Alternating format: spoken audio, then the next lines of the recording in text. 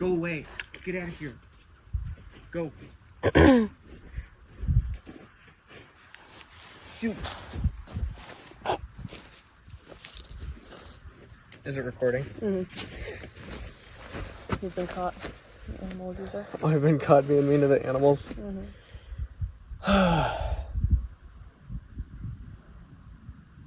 I love you. Okay. I was thinking about that moment we had while we were laying in the bed earlier today. I asked you what you thought would be the end of all this. And you said you thought it would probably end up in me dying. Either you or the both of us.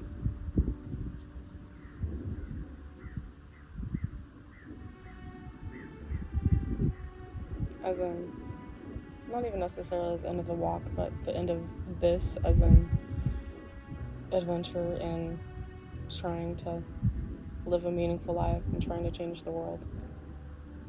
As long as we keep chasing it in the way that we are, we really put safety on the back burner. And if it's always at the level that it is, I don't know if we'll die of normal, natural causes.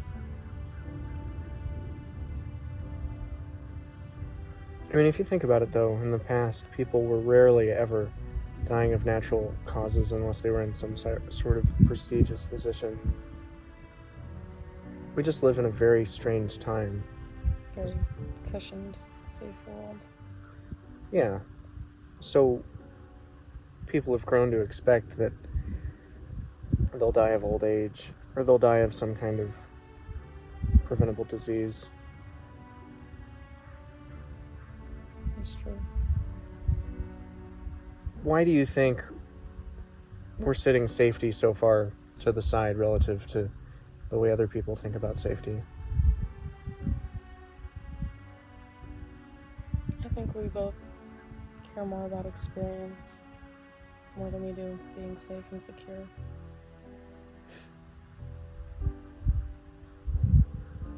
Now that we've experienced the life that we have, it seems like I think we would both agree that it feels like we're really living in a way that we weren't before. And it doesn't feel worth it to live a long life if I'm not really living. I feel more alive, whether I'm comfortable or even in the lower moments when we're struggling through like a bad week or an area we're not enjoying. I still feel more alive than any other way that I've lived my life.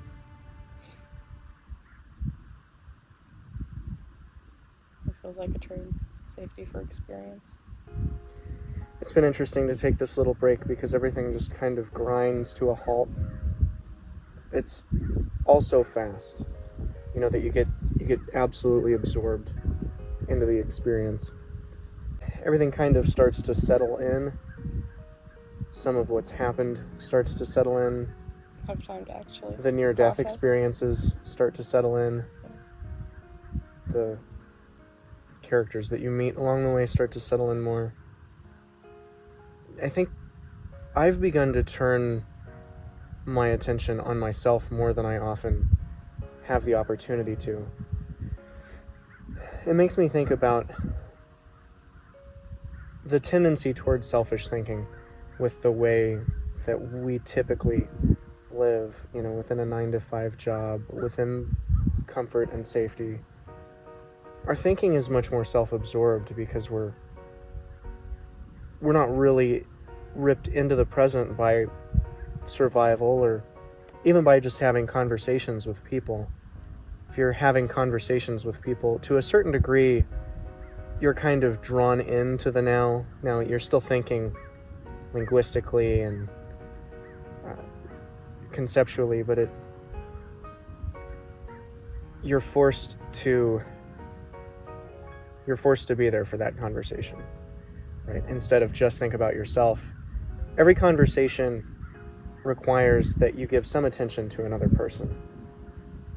More fear has begun to settle in the downtime, a reflection of all the close calls.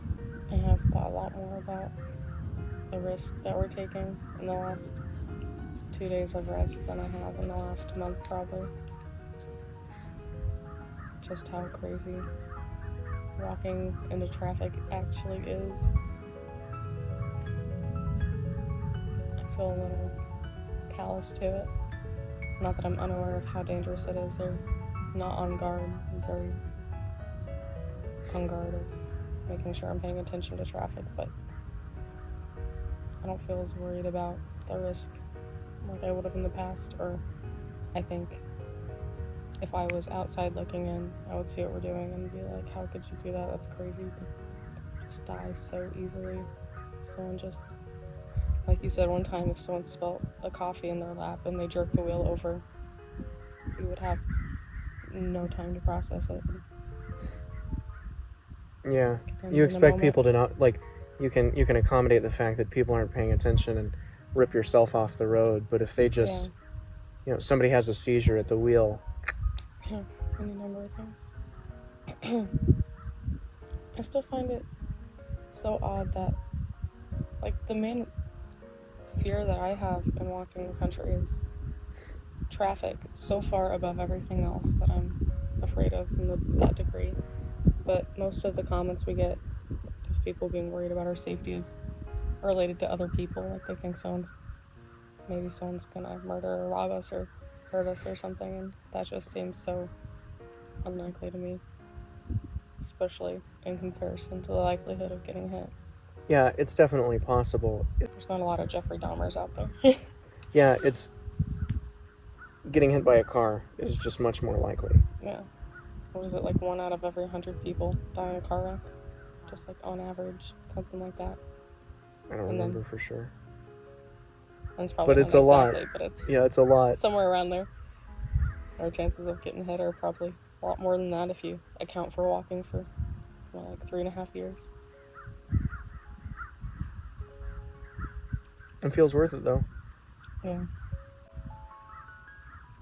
I haven't even really considered quitting the walk, but just like playing with the thought, what it would be like to live in a town and get normal jobs or whatever. I just don't see how I could find fulfillment and meaning in the same way that we are right now. It feels like I'd be settling for less if I didn't finish what we're doing. I feel a lot of purpose in what we're doing. I feel like we're, it's not just a walk across America. It's not a walk across America for an organization or some external cause. In some strange ways, I feel like we're battling for the minds of others. We have this society that's hijacked our attention in such a way that it's not necessarily that if you were to survey people, they would say that they're unhappy, but all indications and signs point to the fact that they're not content. Yeah. The things that people are chasing after, the things that they talk about, the things that, what takes up 99% of psychological concern, they're not healthy concerns. The concerns are not, how can I help my loved one? How can I help my family? How can I help my town? Make the world a better place. How can I make the world a better place? It's when am I going to get that thing? What about these bills? Yeah. The boss and other people that I work around or have something to do with in their opinions. I wish they would change and be better in the way that I think is better. We could have been born into a society where the school systems are tailored around learning how to be happy before anything else, not learning how to become rich before anything else. We're not stepping back going, isn't this just bizarre? Like, we have we have extremely sophisticated computer modeling systems and statisticians and the ability to learn better than ever before how to be content.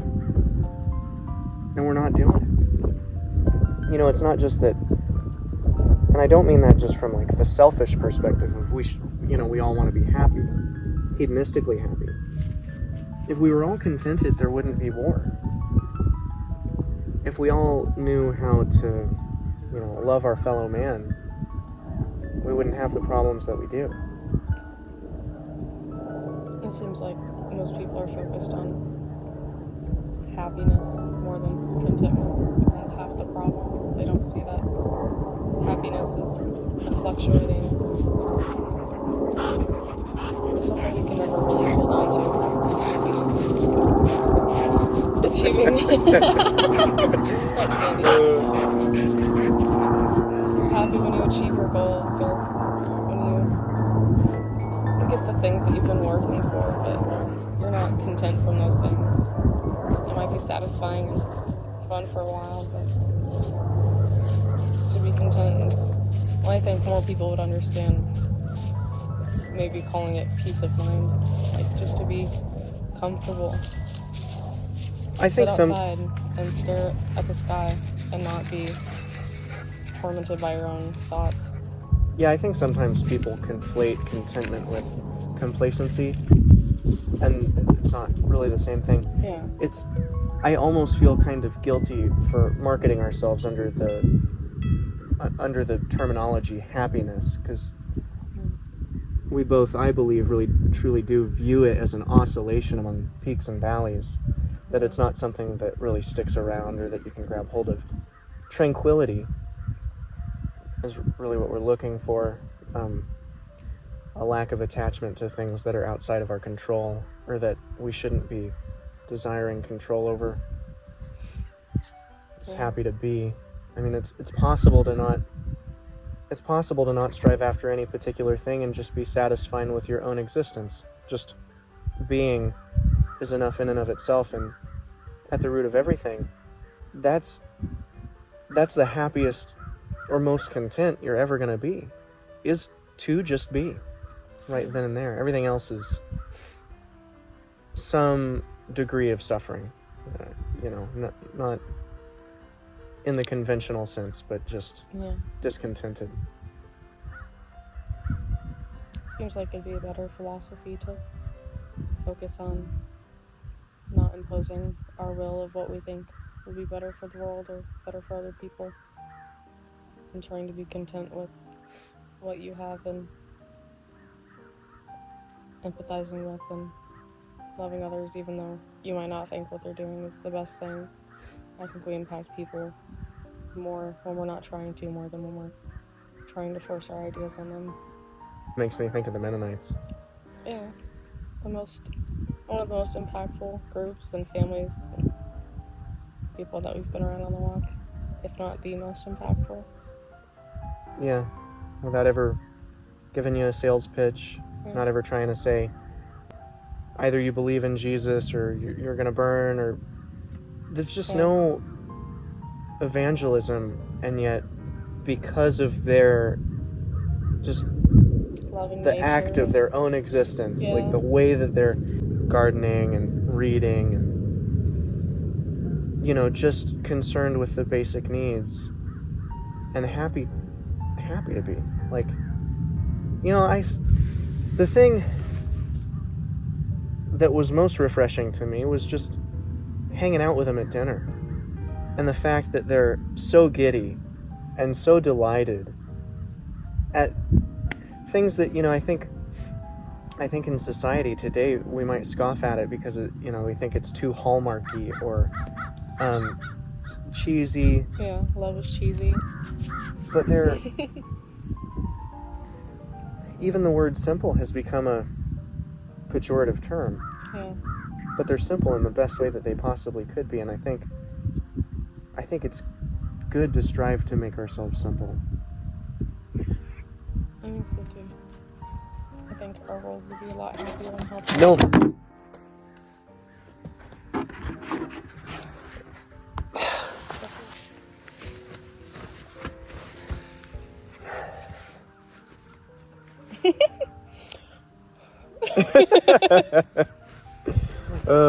Love everything.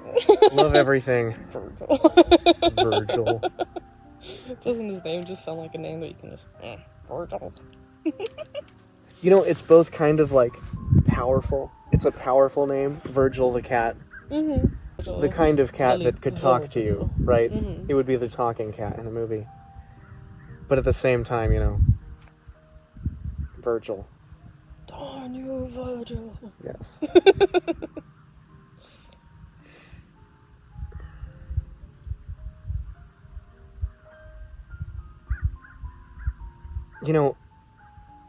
It's kind of funny to think about our relationship and the fact that we have to calm ourselves down. Not like almost dumb ourselves down. I don't mean that pretentiously, but kind of cut the edges off the things that we like to talk about. Because if people did plug into most of our conversations, they're often like unmarketable because they're too intensive about the nature of self, about our place in the universe, how to be happy. Yeah. And yet we have a pretty good time being together. It doesn't feel like it's not relaxing. It's good to just be with someone who cares about it. I feel pretty lucky. Yes. Yeah, it's unfortunate that it's not always completely approachable to talk about the important things with everyone. I think it's hard to talk about things that are like if we say contentment comes from ridding ourselves of desires, and not everyone wants to rid themselves of their desires. It's just Often one of the first things that happens is the justification for certain desires. Yeah. Well, yeah, but it's healthy to desire a good relationship with your spouse. It's healthy to desire this or to desire that. Within the human experience, it's true that if we lived entirely without desire, we would basically just die because we wouldn't eat food. But clearly that's not the point that's being made whenever that's getting talked about. But there is a knee-jerk reaction to fend it off and immediately justify certain desires. It's kind of a tell. It seems threatening, right? It's threatening to a person's way of life and the way that they've spent their time and the way that they want to spend their time. It means work.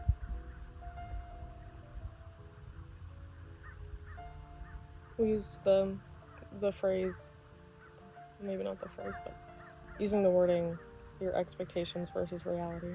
It's making me think of that.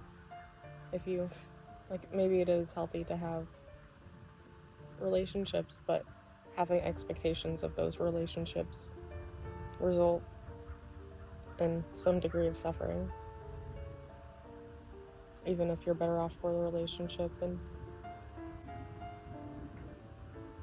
we would be better off without any desires, and you could still be happy to have that companionship, but the less desire and expectation you have for it, the happier or more content you'll both be. Yeah, things will kind of just fall into place naturally, won't they, if we're not grasping. It's that act of grasping for control over the situation that smothers. Because it's not loving, right? It is intrinsically selfish. Yeah. Even if what you want is the most fulfilled relationship, if you're desirous of that or you're attached to it, you won't have the most fulfilled or loving relationship. No, there's pressure and expectation. This is what I want you to be, but now you're not going to naturally just figure that out yourself. Yeah. It's in the back of your mind, whether you want to do it or not. Every time we have contention in our relationship, if I think about why I'm dissatisfied with the result of something, if I put my attention on it, I can always see that it's my expectations that are making me disappointed. Even if you did something that was disappointing, it wouldn't be a problem if I didn't expect you to do otherwise. Yeah, you can always trace it back to your own desire You know, we could live in a state of mind where we were pleased with the way that everything worked out. We could shape our minds in such a way. I'm not saying that we could be perfect about it. Yeah. But I think that you can train your mind to be happy with the way that things are and only work toward, you know, what you think is healthy insofar as you can work toward it, and then let go of it the moment that it falls outside of your control. But that's not really what we do. And I mean, we're getting conditioned by everything. Listening to music earlier. Listening to lyrical music earlier. When I wanted to go meditate, I had a song stuck in my head, and I was like, no! Why did I hear that earlier? No, I can't meditate. Yeah. It'd take longer to be able to let go of it, because my mind just wants to sing, make noise. Yeah. And not to mistake meditation for silence, but to be able to pull my attention away is the problem.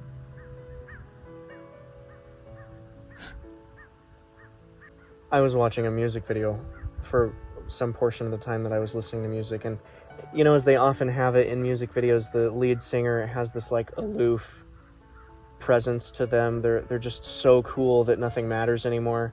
You know what I'm talking about? And they're just kind of glazed over in the eyes, and you know, it's absolutely bizarre that's what we care about. That like that's the cool guy. The cool guy's the aloof guy.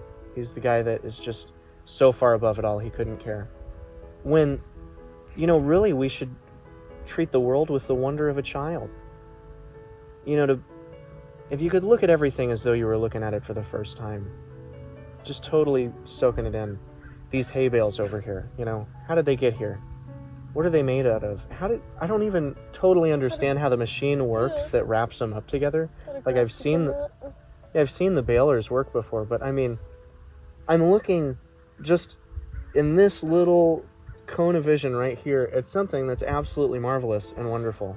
Not only the nutrients of the ground that eventuated in the hay's growth, but the fact that it can get bundled up in the way that it does, and that we've invented a machine that can do. I mean, it's all just awesome and wonderful, and it's crazy. You used to look at so much that way. But instead, it's almost like people are seeking to become jaded. Because then you look cool. What is it in rap? They're faded. I don't think that's what that means. I know that's not what that means. I'm just saying. You know. You got the rapper that sounds like he's chewing on cotton, slurring his words because he's just so not here right now. But we should be trying to be here right now because that's all experience is. That's where contentment is. Being present. Not worrying about the past and the future. And trying to control things.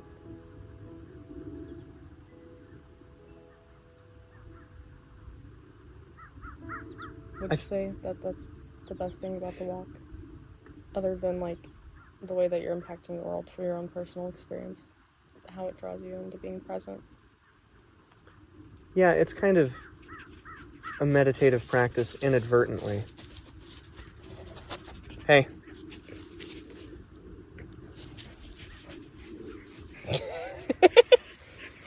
You don't sound mean. Guys, go away. Go on. No, you're gonna knock the phone over like Virgil did. Go. Get out of here. Go. Go. Shoo.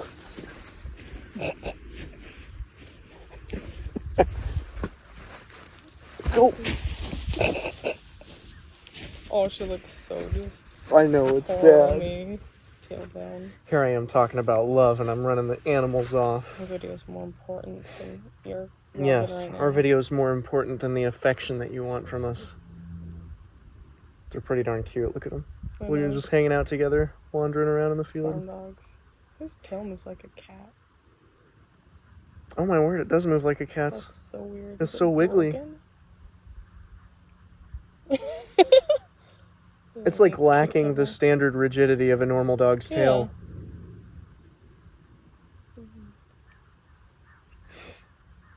He's half cat.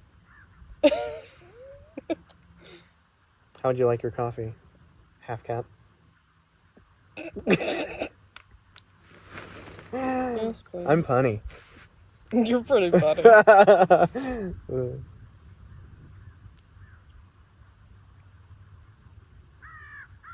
we talk a lot about being present and finding contentment and all of that stuff, but what it results in, right? Because you're not situated within the perspective of ego in the same way, and just for clarity to the people listening, ego as our entire personhood, not personality, not the identity, preferences. Yes, preferences, opinion, memory, all of it.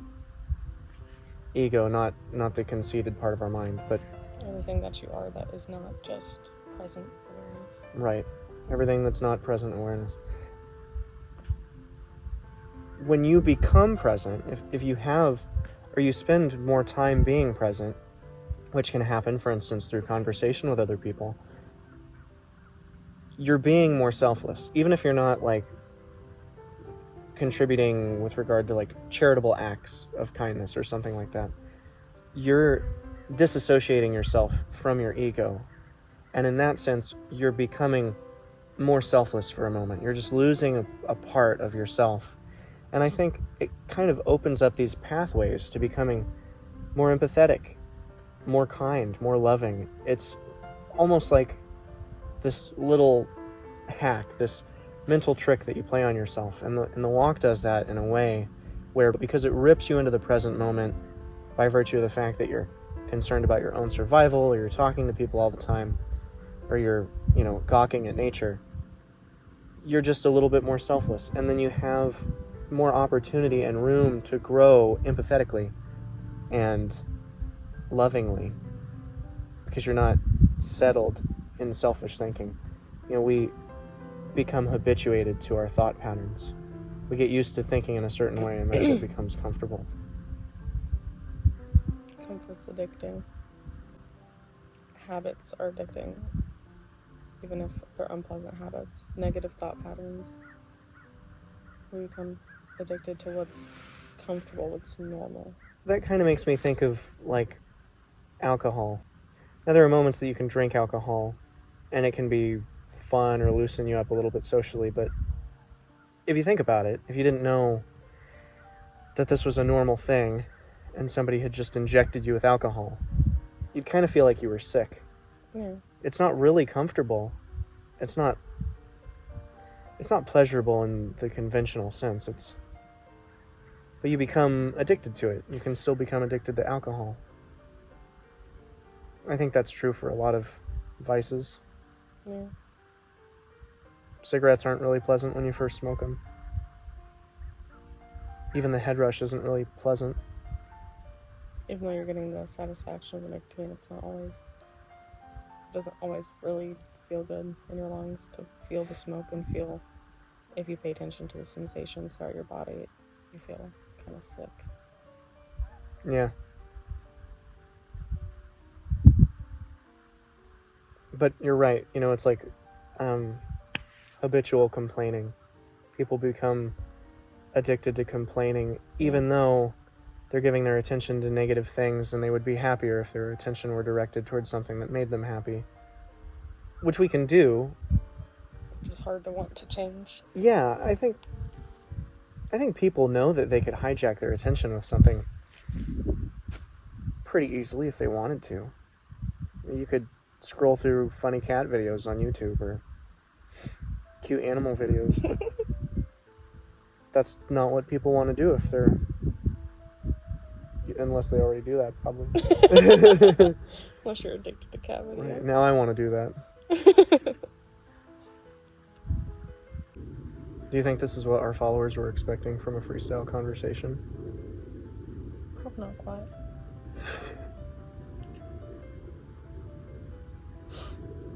I bet they want to see what our relationship is like. Probably so, yeah.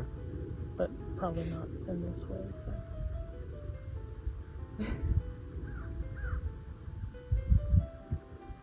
Yeah. It is kind of funny to think, like the first content that we produced going into social media was very mind-related stuff.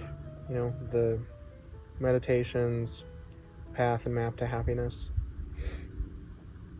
And of course, it's not really been viewed at all. Yeah. So I don't know if people are totally grounded in what we actually think. Obviously we've left a pretty good measure of it ambiguous. I think people are interested in the fact that we're doing something that's so crazy and out there and dangerous and exciting, and the adventure side of it. I don't know how much people are going to be into the more meaningful videos. Unfortunately not. Which is kind of as ironic, much. right? Because the question is, why would they do that? They're either crazy or they got some good stuff to say, or both.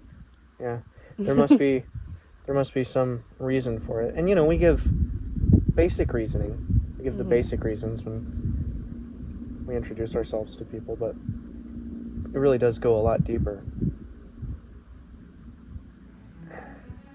You have to really desire something, like adventure, for instance, or you have to really believe something else in order to walk across the country. And I think a lot of people that have done it in the past have been motivated by adventure, but I don't feel like that's not...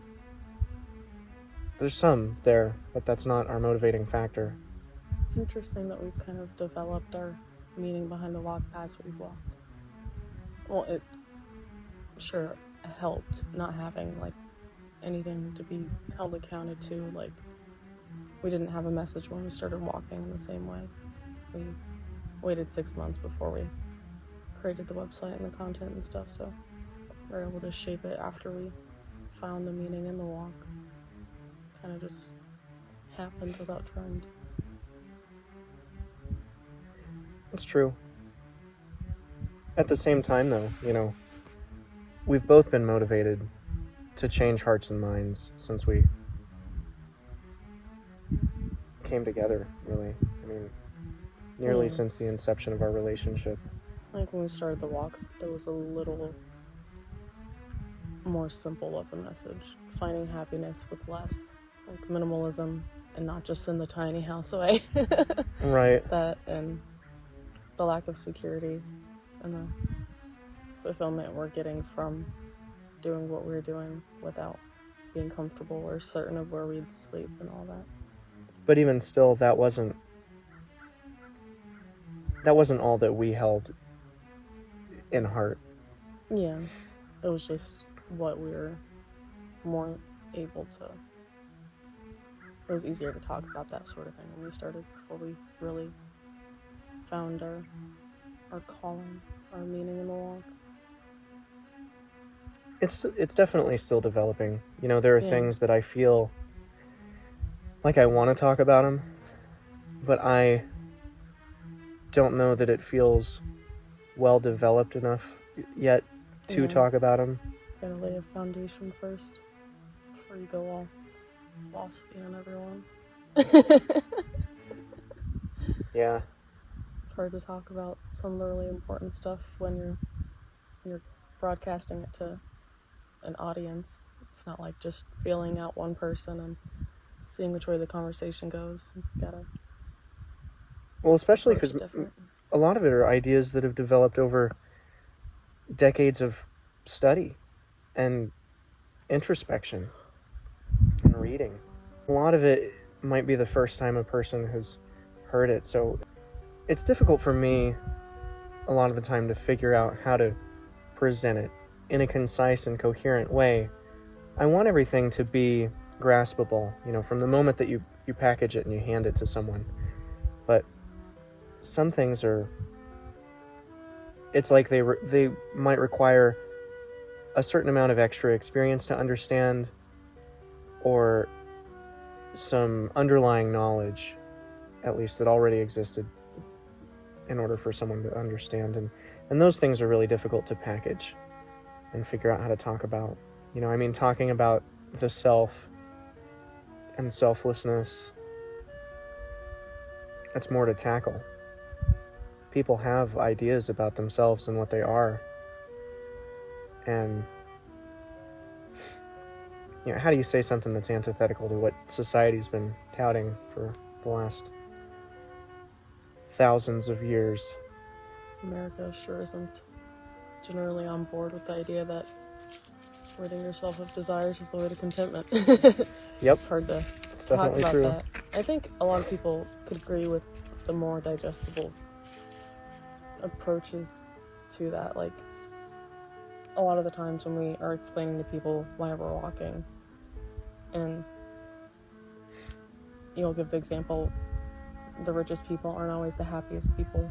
They could be the most miserable people, and extremely impoverished people could be extremely happy. And so the source of happiness clearly doesn't come from chasing desires and getting what you want, or being comfortable and safe, or any of that. And I think most people would agree with it from that angle, but it's hard to go deeper than that. And if you can agree with that, the implications of that can be a lot more than what you think you're agreeing to from the jump, you know? Another thing that a lot of people agree with is the fact that selfish action doesn't lead to happiness, but to say the kind of flip side of that, it's harder for people to hop on board, that the greatest amount of happiness comes from losing yourself, right? I don't mean that in a weird hokey way, but to realize or to exist in a moment where you're devoid of self.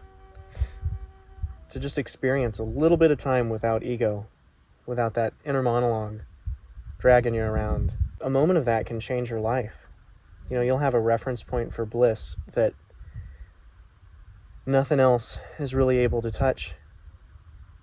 And yet at the same time, you know, people recognize that the greatest act of love is self-sacrifice. That's what Jesus was.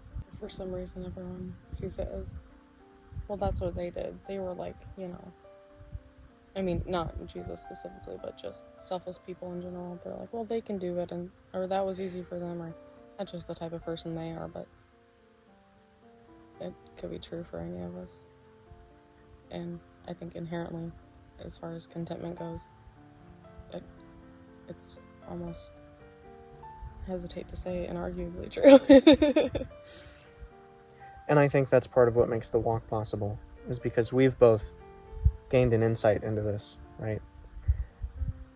You lose part of your fear of death. It's not to say that it's not there, you know, that you don't fear death, but you lose part of the fear of death when you realize that the most happiness has come from ridding yourself of these layers of preference and conception and aversion, to be selfless, to, you know, just only experience existence for a moment without all of the personhood. You're basically killing yourself. And that's the happiest you almost ever are, or content or tranquil. It's the least suffering you'll ever experience. And so death just doesn't seem that bad anymore when you've touched that for a moment. It also results in the desire to help your fellow man and realize that there are more important things than just feeding yourself and staying alive. Somebody's got to work to make the world live inside of its head a little bit better. Yeah. If we died on the walk, I think, okay, if I died on the walk and I could, let's say for a moment, before I'm, you know, gone, think, like, would I have done this any differently? Would I think, oh, I wish I lived a more traditional life and kept myself safe? Why did I do something so crazy? I think of that, like, worst case scenario, if I had that perspective. But on the other hand, like, if I died of old age and I lived a long, happy, you know, somewhat happy, content, safe life, but didn't impact the world in the way that we're trying to now, just how disappointed would I be in myself if I died feeling like I didn't make the world a better place? Yeah, it seems worth the trade. It's like, what's the point of living until you die of old age if you're not helping your fellow man? Like, you're just consuming until the moment that you go on to die. Like, you can experience in the interim, you can experience things that are pleasurable and interesting and satisfactory to some degree, but it's like, but why? You're never gonna think on your deathbed, Wow, I wish I lived a more comfortable life. Yeah, nobody's ever thought, man, I wish I had just been more comfortable. They think about the relationships that they didn't. The regrets of what they didn't do. The regrets of what they didn't do. I think one of my biggest fears, prior to the walk, was to just live a normal life and die of cancer or something like that. Just not ever having done anything. Not ever having lived. Not having lived for myself and not having done anything for this place that I inhabit.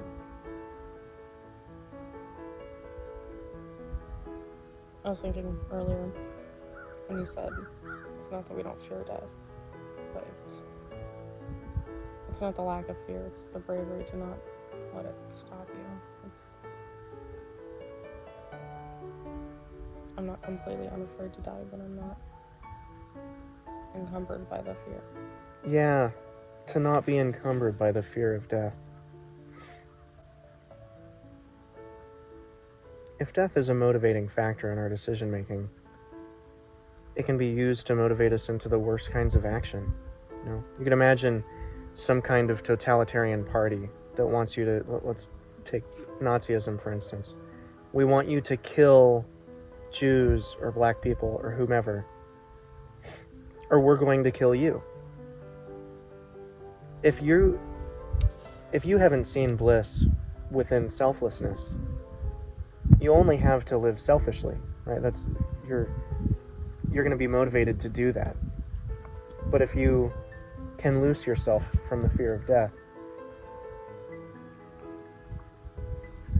and realize that the greatest amount of satisfaction comes from selfless action, and the greatest lack of suffering exists in the absence of the self, then you can act selflessly in that moment. You can do the right thing. But until you reach that point, you can be motivated by the fear of death to do the worst, most unimaginable things.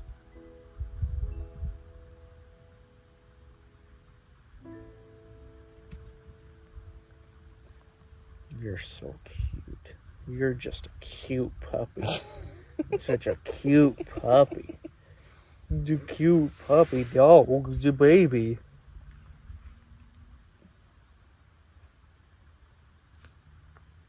Yeah. She thinks it's a good moment to end. Look at the baby. Stop freaking recording and love me. Sweet puppy.